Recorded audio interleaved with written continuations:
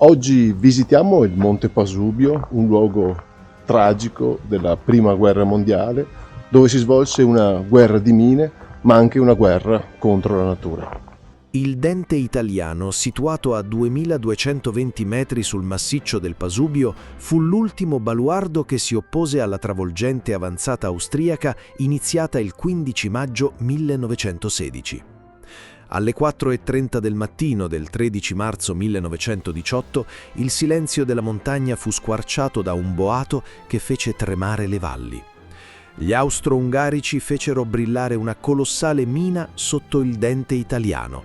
Fu la più grande esplosione verificatasi su tutto il fronte italiano nella Grande Guerra. Un testimone scrisse: «L'intero massiccio del Dente sembrò un mare di fiamme dal quale emergevano vampe fino a 30 metri di altezza».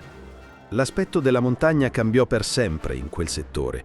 Franò la parte del Dente Italiano più vicina alla Selletta e ancora oggi chi si avventura lassù può notare gli effetti dell'esplosione.